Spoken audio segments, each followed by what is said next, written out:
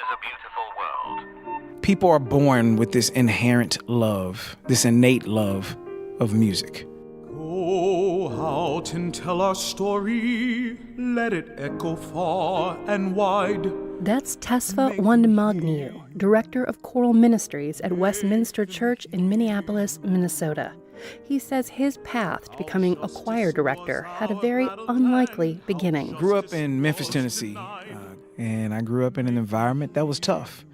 And I was not a hard kid, but I did what was necessary to survive and fit in that environment. In the hood, I was a hood kid, and I did that well. Tesfa was kicked out of school for selling drug paraphernalia, and his life could have easily continued down a destructive path.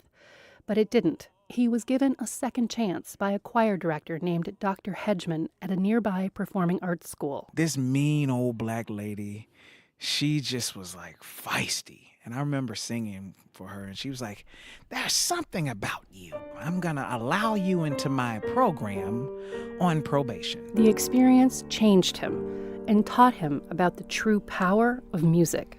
I've been in the storm so long.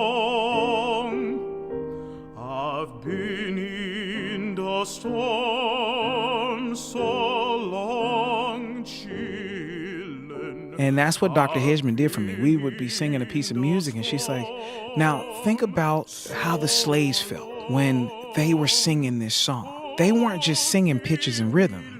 They weren't just singing the ink on the page. There was a story that they were sharing. When you sing this song, you have to channel that energy. You have to make sure that you're singing honestly and it's a transparent delivery." Oh, give me little time to pray. She died of a massive heart attack, and we saw her like at 5 o'clock on a day and got a call at like 7 saying she was gone. And that's when I vowed to give to others what she gave to me. And that was a second chance. Tesfa has not only become a choir director, he's started an international media platform called Choirbuzz, which showcases underrepresented choirs from around the world. Here's part of his very first podcast, where he talks about singing for peace.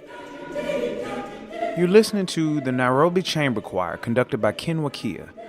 And recently, Ken and my mentor and friend, Dr. Kevin Fenton, professor of choral music at Florida State University, decided to come up with this initiative called A Voice for Peace. I had a conversation with Kevin recently about this initiative, and I was just like, what's this big deal about singing for peace? I mean, it seems like an impossible thing to expect people to all of a sudden find peace from just singing together.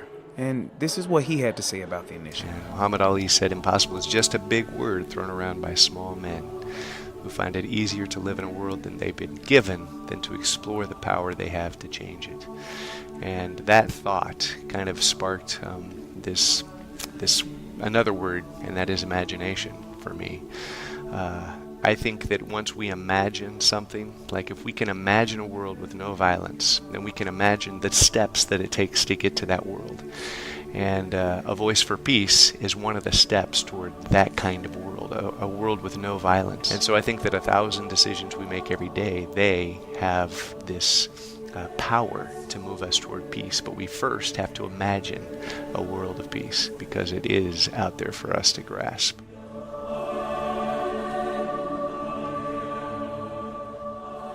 A beautiful world is a place where everybody is making music. We're all one big choir, singing together 24 hours a day, enjoying some blues, eating that barbecue from Memphis, and feeling the breeze off the Mississippi.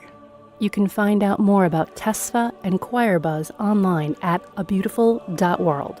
I'm Heather Mack.